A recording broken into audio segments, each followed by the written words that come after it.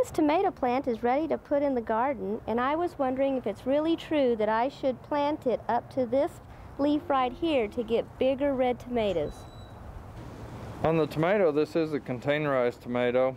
The question was as to whether this needs to be replanted and replanted at a deeper depth. There's a couple options you can do with this plant. Since it is in a container, it could be moved to another container, of course a little bit larger and actually grown as a container tomato. You can put a wire cage around it and actually grow the tomato in the pot or in the cylinder, so that's one option. If you do want to go into the ground with this, it is pretty floppy here in the container, so I would go ahead and plant it into the ground and probably somewhere up to the first set of branches, and put it at an angle, so it needs to be planted at an angle in the ground, not dropped into the ground straight like this. So we want to plant it at a little bit of an angle, and this will go ahead and root. It'll develop some roots. Tomatoes are kind of nice about having the ability to put adventitious roots out, and they can take hold and will do fine.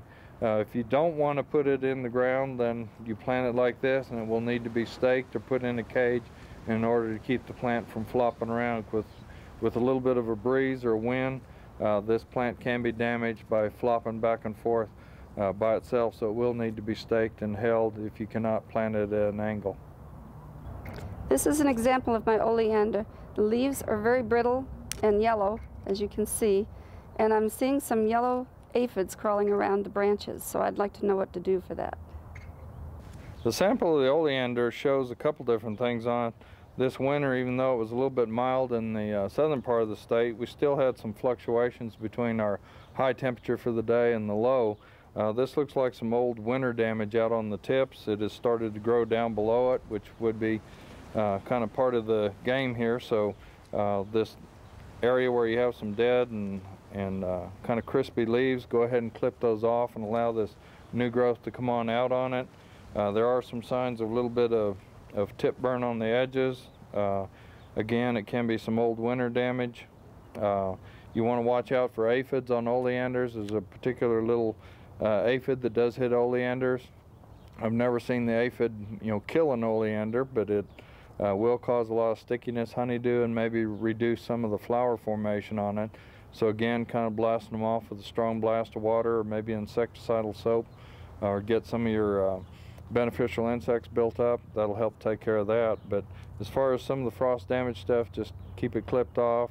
Don't encourage a lot of succulent growth late in the year, and that'll help to avoid some of the frost damage that you might have on oleander. Okay, what I have here is a silverberry shrub that seems to have a multitude of problems. There's some brownish orange spots around the edges of the leaves, and the leaves that are still green have this fine white speckle area all over them, as well as on the back side I have this little unique growth pattern on the stem. I was wondering what that is, if that's going to get to be more of a problem. Okay, we're looking at the silverleaf elaeagnus. The little specks on the leaves, those are normal. Those are what's expected on this particular plant. On the back side of it, you have a lot of little brown spots on it. On the top side, of course, you have the kind of like little silverly colored dots, and then when you feel the leaf, it almost feels like sandpaper. That's typical of the plant. We do get a lot of calls at times, people thinking you have mites and different things on the plant, but that's normal for it. Look what we got here. Here's a praying mantis cocoon.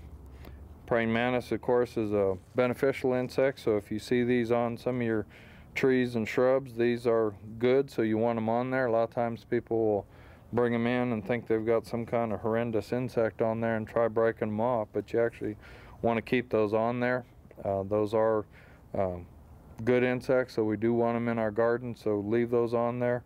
If you're trimming, some limbs off and you find one on one of the limbs that you're trimming, then just stick it back up in the tree, because you may still have a hatch that'll come out, and you'll have some little praying mantids that'll help take care of some of the harmful insects. So again, nothing real major on this. These are older leaves that are going to fall off, and so the new leaves will take over. So everything's pretty normal here.